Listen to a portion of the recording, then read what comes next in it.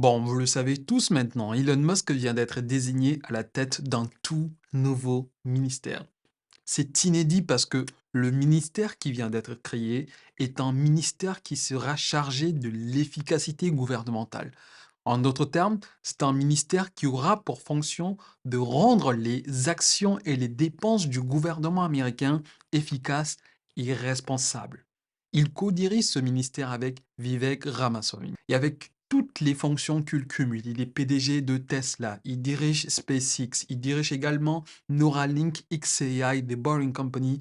Il a toute une panoplie de responsabilités, mais en plus de cela, il rajoute à toutes ces fonctions connues une nouvelle fonction. Pourquoi Elon Musk et pas quelqu'un d'autre? Eh bien, la raison principale, c'est qu'il pense essentiellement qu'ils sont dans l'urgence. C'est-à-dire qu'il faut agir maintenant où la situation va devenir tellement catastrophique qu'en agissant plus tard, les conséquences seront telles que les actions n'auront plus aucun effet. Il faut parce que l'appareil gouvernemental américain fonctionne chaque année en déficit. Et je crois que parmi les personnalités publiques, Elon Musk est peut-être la seule personne ou parmi les rares personnes qui en parle tout le temps. Il parle de la dette, il essaye d'avertir le public sur la dette écrasante sous laquelle croulent les États-Unis depuis des années. Et s'il y a dette, ça veut dire littéralement que les différents organes étatiques ont dépensé l'argent des contribuables de manière inefficace et de manière incontrôlée, à tel point que cet argent n'a même pas suffi et qu'il a fallu s'endetter pour dépenser encore. Un exemple bidon, c'est que pendant l'administration Biden, 42 milliards de dollars de l'argent de l'État, c'est-à-dire l'argent des contribuables, ont été alloués pour donner accès à Internet à des zones très reculées, des zones rurales. Et apparemment, de tout cet investissement, rien n'a été fait. Elon Musk a interpellé le public sur ce sujet en disant que cet argent est parti dans les poches des bureaucrates et des consultants et que même avec peu d'argent, il aurait pu faire avec Starlink un meilleur boulot. Mais l'administration Biden a rejeté Starlink qui aurait mieux fait et avec très peu.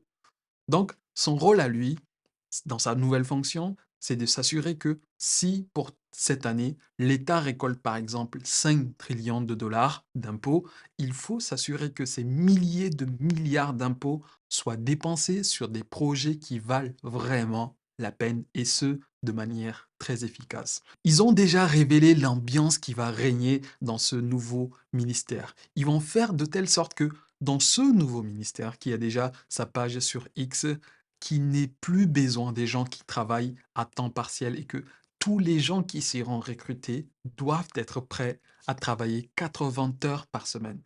Il n'y a plus de tralala, de travail à temps partiel, de travail à distance. Il faut faire le travail tel qu'il faut. Déjà, pour accéder à ce ministère, il faut être prêt à travailler 80 heures par semaine. Sinon, n'essayez même pas d'envoyer votre CV. Et la promesse d'Elon Musk, c'est qu'il peut faire économiser jusqu'à 2000 milliards de dollars au gouvernement américain. Je ne sais pas si vous imaginez 2000 milliards de dollars d'économie. Et si un mec qui envoie des fusées dans l'espace, qui veut coloniser Mars, vous dit qu'il va économiser 2000 milliards, croyez-le sur parole. Aussi simple que ça. Maintenant, comment cela va se passer concrètement? Pour économiser 2000 milliards, ils veulent identifier les postes, les fonctions non nécessaires et les supprimer. Point barre. Cela signifie limoger autant de bureaucrates que possible pour libérer certains salaires et alléger les dépenses. Ça sera une purge que le pays n'a jamais connue. Un démantèlement inédit de la bureaucratie gouvernementale américaine qui s'est accumulée au fil des années. Il a dit lors d'un dîner tenu il y a quelques jours que cette nouvelle administration sera peut-être l'administration la plus efficace, la plus révolutionnaire depuis la naissance du pays, grâce à son leader, mais également grâce aux gens exceptionnellement talentueux qui figurent. Donc, dès les premières semaines, c'est sûr qu'il va proposer de limoger tous ceux qui occupent des fonctions non nécessaires. Il l'a déjà fait avec Twitter à l'achat quand il a viré 80% de l'effectif et n'a laissé que 20%, mais genre 20% des gens beaucoup plus talentueux qui sont entre eux-mêmes beaucoup plus efficaces que quand ils sont mélangés avec 80% des gens qui n'occupent pas leur fonction telle qu'il faut. La deuxième fonction de ce nouveau ministère de l'efficience gouvernementale, c'est de réduire la réglementation excessive qui pèse sur les entreprises américaines. Il faut savoir que généralement, la réglementation excessive est le résultat d'une bureaucratie elle-même excessive, d'une bureaucratie beaucoup plus pesante.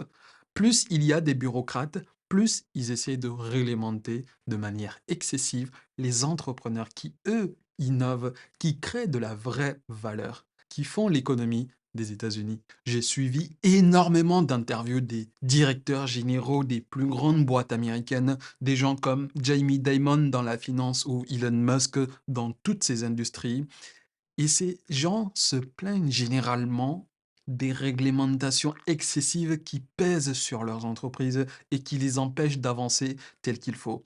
Un exemple bidon que Elon Musk donne souvent, c'est que il faut beaucoup plus de temps pour l'administration de signer un papier, de donner des permis, que pour son entreprise de construire une grande fusée. Une fois qu'il a démantelé la bureaucratie et réduit les réglementations excessives, la prochaine fonction de ce ministère, c'est de réduire les dépenses inutiles.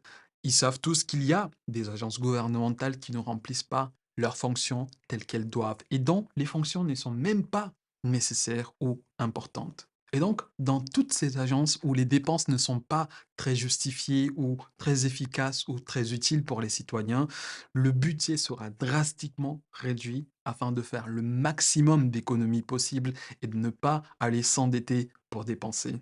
Et dans les prochains jours, vous allez certainement voir des articles de presse qui vont essayer de les dénigrer, de les faire paraître comme des monstres qui empêchent telle agence d'opérer ou qui empêchent telle communauté de recevoir une aide, par exemple. Il y a déjà certains commentaires qui peuvent totalement vous sidérer. Certains sont légitimes car ils soulèvent par exemple les conflits d'intérêts. Et le pire, c'est que ces commentaires sont souvent des commentaires émis par des experts dans le domaine qui disent qu'il peut, par exemple, y avoir un risque de corruption et que la politique soit élaborée et mise en œuvre pour satisfaire le désir d'un seul homme, Elon Musk, plus que tout le public américain. Mais la réalité est qu'ils essayent de faire tout ça pour le bien des États-Unis. Musk et Vivek sont très honnêtes sur cette mission, ils le tiennent à cœur et cela me rappelle cette histoire de Steve Jobs qui dit qu'il y a des sales boulots et qu'il faut quelqu'un pour faire ces sales boulots. Et il s'avère que cette personne, c'est moi, Steve Jobs. Donc, quand il faut limoger, je limoge. Quand il faut être strict, je suis strict. Et c'est pareil pour Elon Musk. Et sa quatrième fonction est de restructurer les agences fédérales. Par exemple, et cela peut paraître totalement absurde pour certaines personnes, mais ils se sont mis d'accord pour démanteler totalement le département de l'éducation. Parce que, au fil des ans, ce département a prouvé qu'il était inefficace et que, ces derniers temps, il s'est centré plus sur la propagande que sur la véritable éducation et que les résultats mesurés ne sont pas du tout à la hauteur des dépenses que ces départements effectuent tous les ans à la charge des contribuables. L'Argentine de Milei, par exemple, a supprimé certains ministères pour réduire la charge gouvernementale et ça a marché. Donc, l'idée, c'est de supprimer certaines fonctions, en l'occurrence le département de l'éducation, et de redonner le pouvoir, cette charge, aux États, qui chacun, à son niveau, peut faire un meilleur boulot qu'un département centralisé à Washington. Alors, va-t-il faire un excellent boulot? Absolument, aucun doute. Ça va être même facile pour lui. Mais voici quelque chose à savoir.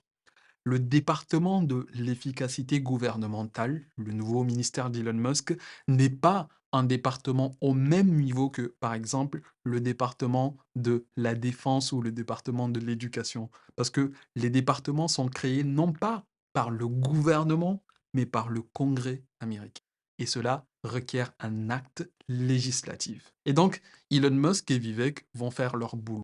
Une fois qu'ils ont réuni tout ce qu'il y a à faire, ça sera à la Maison Blanche et ça sera également à l'Office de la gestion et du budget d'exécuter toutes les recommandations et tous les conseils que le département d'Elon Musk et Vivek en préconise.